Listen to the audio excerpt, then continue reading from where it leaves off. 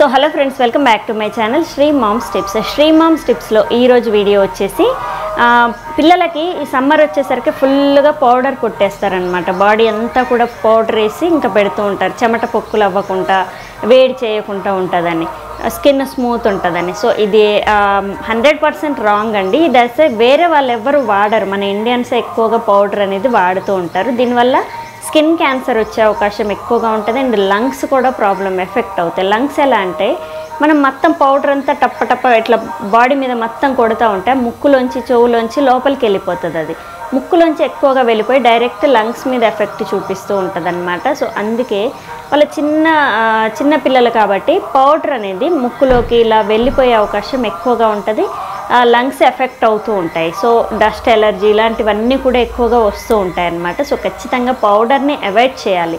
ఈ సమ్మర్లో మెయిన్గా చెమట పొక్కులు అలా అవుతున్నాయంటే మాత్రం బాడీకి వేయండి, అది కూడా లైట్గా మెడ దగ్గర, చంకల్లో, సెంటర్ పాయింట్లో ఇలా వేయండి. కానీ ముక్కులోకి ఫేస్ మీద మాత్రం వేయొద్దు. అండ్ ఈ పౌడర్ వేయడం వల్ల మన శ్వేతరంధ్రాలు కూడా మొత్తం క్లోజ్ అయ్యే అవకాశం ఉంటుంది. ఎప్పుడు కూడా ఆ స్కిన్ అనేది తేటగా ఉండాలి, పౌడర్ వేసేసరికి కప్పినట్టుగా అవుతూ ఉంటాయి. సో అందుకు దీన్ని ఎప్పుడు కూడా యూస్ చేయకూడదు అనమాట. ఏదైనా మాయిశ్చరైజేషన్ క్రీమ్ అనేది మీరు యూస్ చేయొచ్చు. ఈ సమ్మర్లో కూడా మంచి క్రీమ్ ఏదైనా లోషన్ వాడండి, కానీ పౌడర్ అనేది మ్యాక్సిమం అవాయిడ్ చేస్తే మంచిదన్నమాట. బాగా చెడినట్టు అనిపిస్తే అక్కడ కొంచెం పౌడర్ యాడ్ చేస్తుంటాము. సో అది మంచిదే. ఇక్కడ మీకు తొడలల్లో లేదా చేతుల దగ్గర ఇక్కడ పెట్టొచ్చు, కానీ ఫేస్కి మాత్రం మీరు పౌడర్ అనేది అస్సలు వేయకుంటేనే చాలా మంచిది.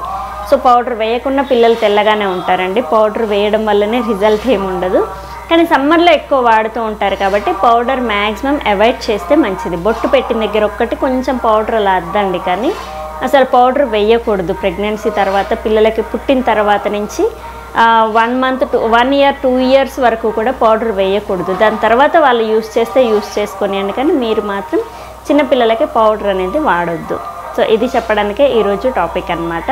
సో రేపటి వీడియోలో మళ్ళీ మీ డౌట్ని తీసుకొని నేను వీడియో అనేది షేర్ చేస్తాను. సో చూసారు కదా ఈరోజు వీడియోని. Thank you. Please subscribe my channel Sri mom's tips. Thank you.